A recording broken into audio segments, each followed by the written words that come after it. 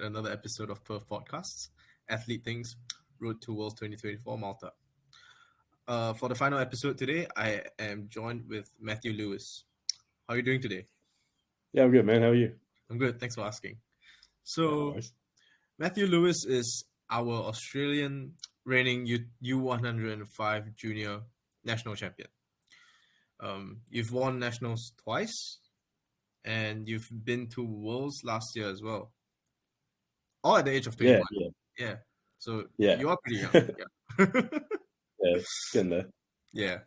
So being able to attain national champion at such a young age, actually it was 19 when you got your first national title. Yeah. How do you feel? Yeah. Like Man, that was cool. Like I don't know. I feel like getting into the sport, I started lifting when I was relatively young. I guess I started like actually probably being in a gym at like 17, 18-ish. And it was only when like I kind of noticed, or someone mentioned to me that my deadlift was quite good. It's like I started finding out about powerlifting and hearing about all that, and I was absolutely loved the look of the sport from the start. Like it's something I could really get into. So obviously then being able to show up to my first nationals after that and do as well as I did, I was over the moon, man. Like it was incredible. Yeah. You can tell us more a bit about the fight later. So you've been coached by Stephen Day for how long? Coming up on 3 years now. So we started together in December of 2021. And since then, damn, I thought about the other day how many comps I've done with Steve. I think we're we're approaching like 10 comps together or something like that. 10 comps. Wow. Yeah, getting close to that or something. Yeah. That's insane. And yeah, we don't see many lifters sticking with their coaches for such a long time. So I guess a lot of us want to know, how has your coaching relationship with Steven evolved over the years? Oh man, when I first started with Steve, I was very new. Like I had a coach at the time, but it was more just for like general programming and stuff like that. So I was super unfamiliar with like the whole process of like submitting video and, you know, what kind of angles he wanted to see. Do you want to watch all my warm-ups? Like I was nervous, man. I had no idea what I was doing. And obviously since then, like I know the guy for 3 years now. Like I'd say we're friends. I call us friends. So obviously no problem just chatting to the guy about everything, submitting video, whatever the fuck, like anything else.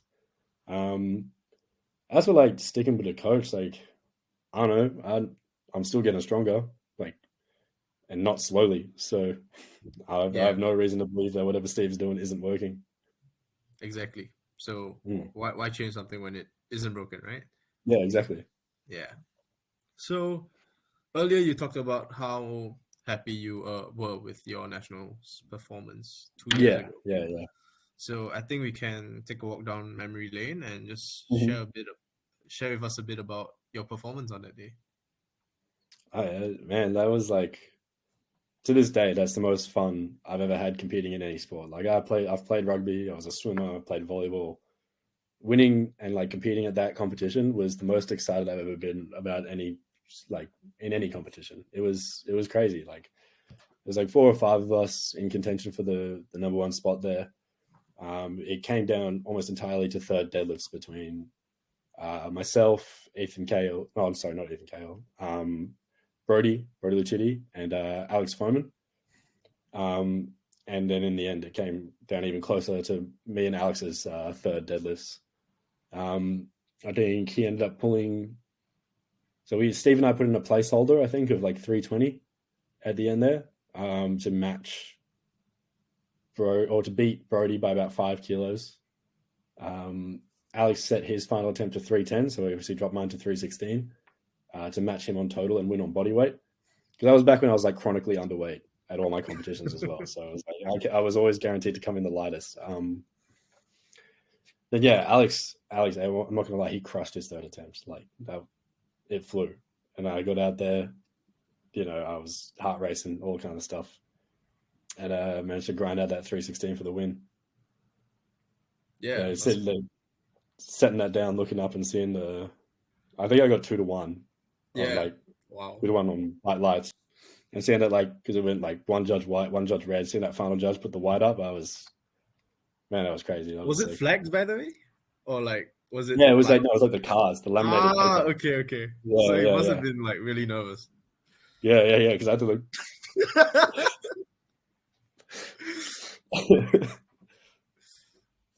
Yeah, that sounds really fun because like it's Mm. not every day where we get to compete, and not just that, like get to face in such intense competition. Yeah, exactly. Yeah, Yeah. And I think after nationals, you went on to the junior worlds last year as well in Romania. yeah. Hmm. How did you do there? I did all right. Like I don't think I even PR'd. I didn't think I PR'd total. I missed some lifts that I should have made 100%. And I think a lot of that had to do with just like I wasn't managing. I was managing my recovery and my eating, especially, quite poorly. And not only that, but like my standards with my training, I think, were a little lackluster in the prep for that competition. Um, I wasn't, giving everything I had to the prep, and as a result, I didn't perform as well on the day. So, I only really got myself to blame there. I was a bit cut up about it for a little bit, but it was, we move. Still got plenty Yeah. more attempts though. Yeah. And yeah, you are going into your second worlds already. Mm, So mm. yeah, there's always more to come. Yeah, exactly. Then fast forward earlier this year, Hmm. uh, you did your second nationals, and that's where you defended your title. Yeah. How did it go? It's sort of the same thing, man. I did all right. I really wanted 800 at nationals. Like that was, we were fairly confident that I was going to come away with the win, almost no matter what. Um, but for me, like I really had my sights set on 800. Um, and yeah, so this, squat went perfectly. Ended up hitting 280, like 5 kilo PR. And that went well. Bench fell apart a little bit, missed 180, which I should have had. Ended up on 175, and then deadlifts. I take quite large jumps when I deadlift. So I opened at 300, and then I took 315 for my second. And then to try and make as close as I could to that 800, I went for 335 as my third. And unfortunately got it up, but just a slight dip at my knees meant it was, no lift. So Well, at least you know the strength was there. You just yeah, needed to yeah, keep things up on like the standards, I guess, to make it a good mm, lift. mm. Yeah, exactly. So I guess you've had your fair share of intense competition, be it local or internationals. So Hmm. you must have a lot of like takeaways and reflections. So would you like Mm. to share with us what you've learned? Yeah, man. I didn't agree. The best lessons that I learned in terms of like managing how I feel on like comp days, especially in such intense competition, they all came from Nats 2022. Like that was I'm sorry, that was something I ended up learning very early on in my powerlifting career. Like that was my first full year of competing essentially, and to go there and to have such an intense like competition against those four other guys was like really eye opening to like a lot of the intricacies of the sport. And I was like, I didn't know shit back then. Like I just pulled up and did what my coach told me to do. So, but like, especially when it came to managing my own like how I prepare myself mentally for lifting and stuff like that as well. It was really eye opening in terms of that stuff. Like I'm not huge on the whole on like hyping myself up or anything like that. Because like if I try to get into that, I kind of like tweak out and then I miss a lift. So for me, it's definitely a lot more beneficial to stay as calm as possible. Um, just remember what I've been training for, remember how I've been training and how I've been executing those lifts, and then just get up on the platform and do that. So, um, in terms of like how I feel around other competitors, I'm a competitive person. I do enjoy winning quite a lot, but I'd say I do a reasonably good job of like staying out of my own head in terms of like watching the others and seeing what they're doing and all that kind of stuff. I don't think it gets to me too much at all. Do you Yeah. find that that's a habit you do? Like looking at what your competitors are doing, or like look at the scoreboard whenever you get the chance Oh, to? I'm a scoreboard watcher, dude. I sit there and stare at the screen the entire time. Classic. Yeah, I can't keep my eyes off it, man. I think for me, it's a lot more, especially if I'm in a close competition with someone. You know, some people out there will be like, "I'll just, don't tell me what's going on. Just put whatever I need on the bar, and I'll try to hit it." I think for me, You need to that know kind what of, you need I to know need to what know you're what's going doing. on. Yeah, That kind of like gray. Like if I don't know anything, I'm gonna freak. Like I'm gonna tweak out. I don't know what's happening. because like I guess I I liked guess having that measure of. it feels Hmm? like you have that sense of control, like Exactly. Yeah, knowing what that's you're what I was gonna about do. to say. Yeah, Yeah, it feels like I've definitely got a firmer like grasp on what's happening, and I have more say over how this day is actually going to go. I yeah. think I like that a lot. So was that what you did with Steve in 2022, where like you asked him like what you needed to pull, or Yeah. So when it came down to it, so we knew obviously the whole day that I was lighter than Alex. So the plan was always going to be to match him at the end of the day. Well, I was lighter than all the others. yeah, Yeah. So the plan was obviously going to just to be to match total on whoever was in first. And so when it came down to it, Alex had hit that third deadlift. Obviously 316 was the number we needed to win, and I don't then show up to just pull something comfortable, take second place. So I wanted to win. So I said, yeah, load it. I'll give it a crack. So and back then was 316 something you would have had trouble hitting, or you knew it I think was my best before then was 310. okay So it was 6 kilo PR. I'm pretty sure. all time, right? Yeah. Did not hitting anything above 316 make you, I guess, nervous coming into the third pool, or do you feel like you were calm because that's all you needed to do? I feel like I don't think the number made me nervous at all. It's I good. think the stakes of what was going on, like I either hit this or I don't win this, I lose essentially, is like I think that was like kind of the only source of nerves I had there. I see. Deadlifts for me have always been something that I can like rely on pretty strong.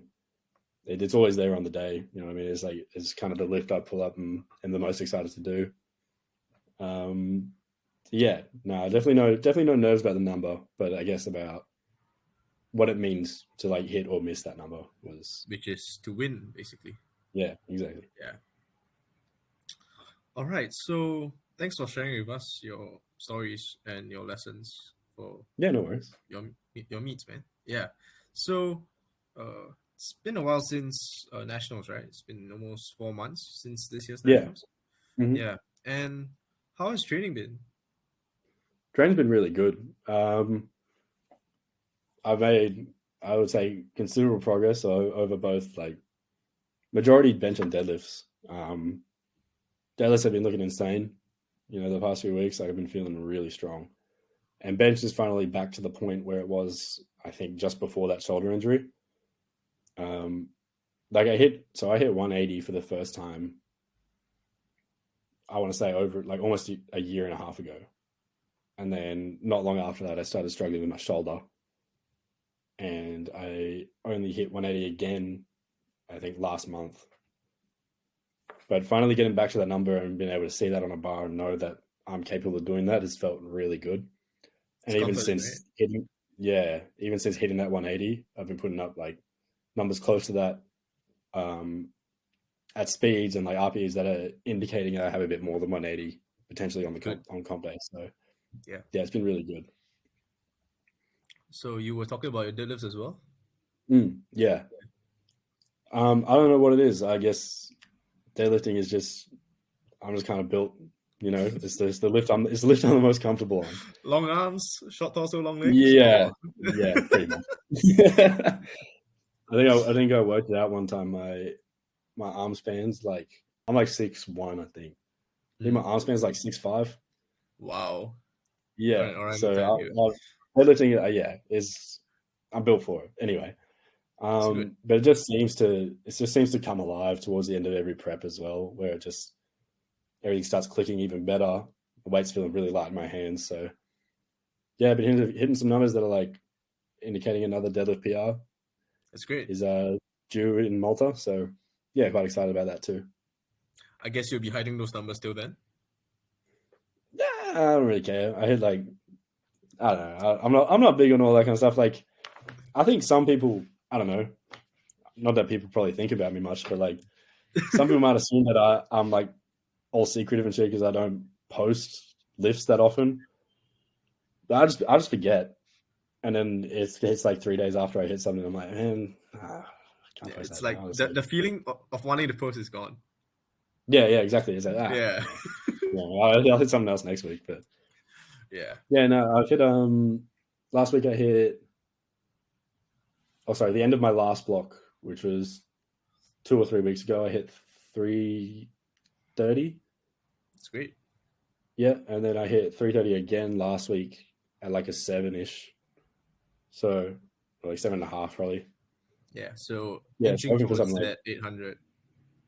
yeah, I really hoping to hit something like 340 plus Yeah. in Malta. Yeah. Yeah. I think if you do that, then the 800 is pretty much sealed.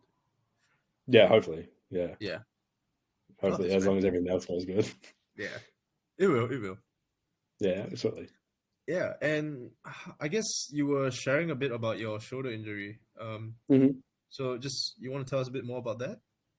Yeah, so I don't know what the initial cause of it was, but it was not long after I came back from Worlds last year. I just started feeling it was almost like a pinching sensation just at the front of my shoulder where my collarbone meets the delt. Yeah. And I ignored it for a little bit. I was like, I'm just like, I'm just messed up from Worlds, like intense lifting, all the traveling, that kind of stuff. Something's just tired out. So I let it ride for like a couple of weeks, and it wasn't going away, and it started getting worse. So I ended up going and seeing Chris from over at Perth. Yeah. We worked through it a little bit, gave me some exercises, and it seemed to go away for a little while. But then, this was like kind of like foreshadowing for like the next 8 months of my life. But it just kept coming back. Like it showed up again, and the pain would present almost differently every time in terms of Wow. what part of the bench, like the benching motion, like where it would Like when hurt. it would hurt. Yeah. Like there was a certain point in time where I couldn't unrack 70 from Right. the rack without like 9 out of 10 pain in my shoulder. And then after that, it ended up hurting at the bottom of every rep. So, I'd unrack the bar feeling all confident, touch my Mm. chest and really struggle, to get it back up because of, the pain. Feels like Russian roulette, pretty much. Oh, yeah, it was crazy. Yeah. Was having such a terrible time benching for like 8 months. But no, since then, I worked with Chris, Tom, and Alex from Perth a bit Yep. more. And since then, it's been all good. I'll never quite figure out what exactly made it go away. Like I was telling you earlier, it was like just before nationals, maybe the week.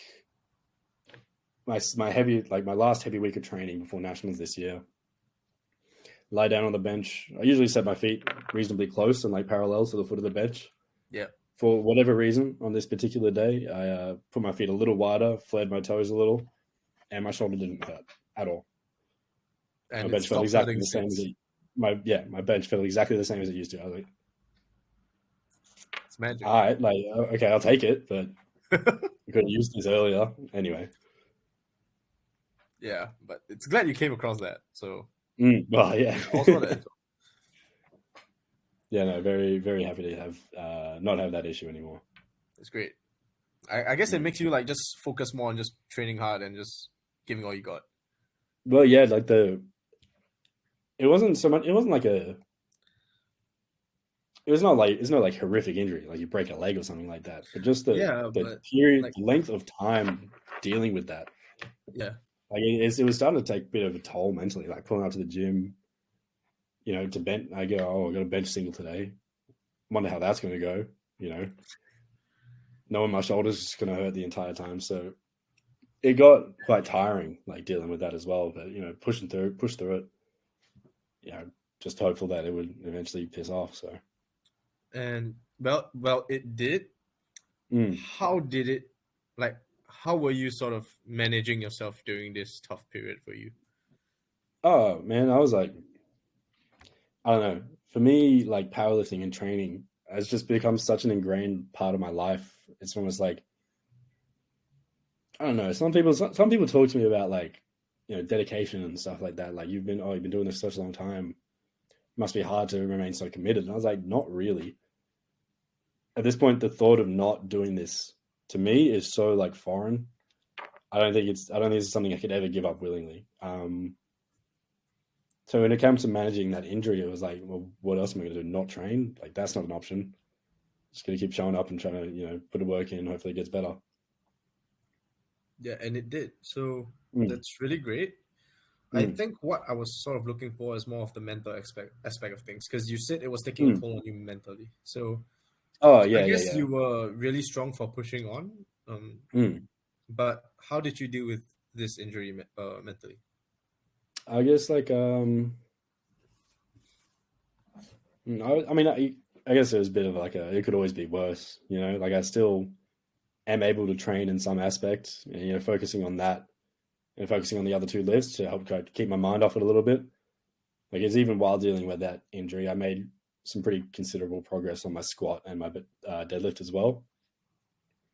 And given that, it also kind of helped to think about how bench, typically makes up the least amount of kilos. So if I drop a few here, I can make them up on the others. It's Yeah, okay. But that's a good way to think about things. yeah, I think that in combination with the fact that to me doing this sport is like not negotiable is a big part of how I got through that in the end. It's good. Hmm. So, you will be returning to the world stage for the Mm-hmm. second time. Uh, how was it like? I guess the first time you did share about your performance, but I guess how Mm. was your trip there? And I guess do you feel like you've learned from Romania last year? And how do you plan to carry on to Malta this year? Mm. Mm. So I think the biggest things that I'll be changing is like because last year I showed up in Romania at the start of the competition, at least the Mm, start of like the classic part. Oh no, yeah. I was there the whole time. I showed up Oh at the wow! start of Since the you group quit. shot. Yeah, Oh yeah, yeah, yeah. wow! How many Because they weeks said were you there for? for a long time, like 3 weeks. Wow. Because they said it was on the invitation. They said we had to be there from the opening ceremony, Oh. and I was like, oh, so like better go. So I ended up going. I ended up being over there for like 3.5 weeks in total, um, and just having to do that and then do my like the last 2 weeks of my training of my prep there was not. Well, it was like less than ideal because last year we had no access to the training hall. There was no Yeah. training hall Yeah. essentially, and the warm up room was open for like an hour at the start and the end of the day, Yeah. which just wasn't viable as an option to train because that's at like 7 a.m. when I'm Yeah. supposed to be resting up, getting ready to And compete. 1 hour isn't enough time to do your Exactly. compounds. It's not now. Yeah. It's not time to do anything. Um, so I ended up doing like the last 2 weeks of my training at a commercial gym, who were like very accommodating. There was a number of us, I think, that trained there, the Australian team especially, and they were great. Like they were all very supportive and everything. They were very curious about like what we were doing, but obviously like the standard of equipment and stuff was not quite what we're used to. Um, Other than that, and it's still coming, but it always comes back to nutrition, man. Like having Shania in my corner to help me manage my weight on the flight and stuff as well. Because I came off that flight to Romania feeling like death, like dehydrated, hadn't Ah, slept, hadn't eaten properly. I was just not feeling good. I mean, I had that time between landing and comp. competing, Mm. yeah. But obviously, every day counts when we get this close, and Yeah, on for such sure. a on the world stage as well. So yeah, having Shania there to help me and manage all this stuff for me has been really good. Yeah, and I assume you feel like 100 times more prepared than Romania. Oh yeah, yeah, big time. Like I think I don't know. I got ADHD, right? Like I've had it for a long time. I've known for a decent while as well. Obviously, I only found out like last year, but since then, since Worlds last year and this year, I've actually finally gotten some treatment for it, and started receiving like my medication and stuff like that. And since then, it's been like infinitely better in terms of managing my training and stuff. I don't know what it was like last year or like before I had this medication and stuff. Sometimes I'd find just like parts of my technique had changed for apparently no good reason. It's like I just forgot how to do it one day and just started doing something different.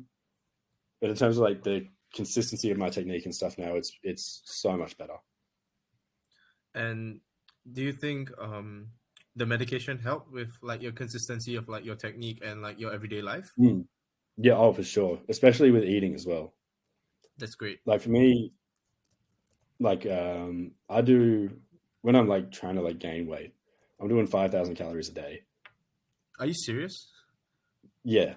Wow, that's a huge surplus. Yeah. It's crazy.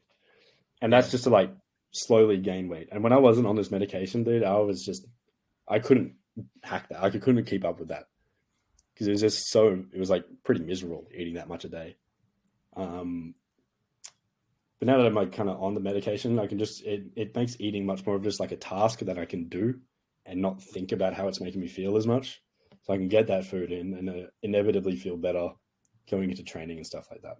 So it feels like a non-negotiable as well, like you mentioned. Yeah, exactly. Dealing with the injury. Mm. So we've talked about your preparation for Worlds this year and last year. So what are your goals for Worlds this year? What are my goals this year? Yeah. Yeah, well, given that I didn't, yeah, I need to break 800, man. I'm gonna freak out if I don't. Like, I wanted that so bad at Nats. Ended up missing. I can't miss 2 comps in a row. Like that's not something I want to go down for. Yeah. Talking to Steven, we'll see how things go. I mean, like, depending on the numbers other people putting up on the day, I would love to come away with a deadlift medal. Yeah. I mean, I don't care if it's bronze, but like getting one of them would be Still a nice. medal, man. It's still top 3. It's something to be proud of. Especially on deadlift, which is like kind of everyone's the lift that wins me everyone's good at competitions. deadlift, man. Yeah, exactly. And I guess you did mention you're a competitive person. Does rankings matter to you here, or? Rankings matters to me. Like, for me, it's kind of like winning is like that's good. Like, that's great. I love to win. If I'm not in a position to win, the only thing I care about then is doing better than I've done last time. All right. So that's your way of seeking out competitiveness. I guess like you compete against yourself when. Yeah. And it's not like I want to. I don't know. I don't want to just do better. I want to just demolish everything I've done in the past. I don't want to chip at my own total record. I want to blow it out of the water essentially. Yeah. Sounds great. And yeah, still have many years to go in juniors, right? 2. Yeah. So after this year, I've got 2 full years as a junior. Yeah. So, what will your plans be? Will we see you in Costa Rica next year? I mean, ideally, yeah. I don't want to. I've been winning so far. I don't want to drop the ball now. Yeah, Costa Rica, ideally. I mean, obviously, it's something I have to discuss with Shania and Steve about like what we're going to do weight class wise. Yeah. I mean, if my metabolism ever slows down, I'd like to go up to 120. I'm not the tallest 105, but I'm up there. Yeah. The majority of the people I competed against are shorter than me. And I feel like having just that mass on my frame would help my lifting quite a lot, particularly squatting. Yeah, for sure, man. Yeah, I don't know. See how we're going in terms of total and stuff. I might go opens early. I don't know if we feel like juniors and stuff isn't really providing me with that like competitive stimulus that I wanted. I think going and competing in opens, at least here in Australia, what you're looking for. Yeah, I feel like that'd be a lot of fun. Yeah, sounds great, man. And yeah, this wraps things up nicely. So no worries. Yeah, before we end this episode, is there anything else you want to share with the rest of the viewers? Damn. If anybody knows any brands that will sponsor me and help me, afford these trips and stuff, please let me know. I'm terrible at social media. If anyone wants to be my social media, if anyone wants to be my social media manager, let me know. I'll pay you. I don't care, man. Like someone else. All right, you heard it here, folks. So Matthew needs a social media manager. He needs some sponsors. Just get him going for a content. But yeah, thank you so much for hopping on, man. It's been a pleasure like talking to you. Yeah. Oh, no worries. I'll see you in Malta, and all the best. Yeah, thanks, man. I'll see you there. Yep, and thank you guys for listening, and I'll catch you guys in the next episode. Thank you.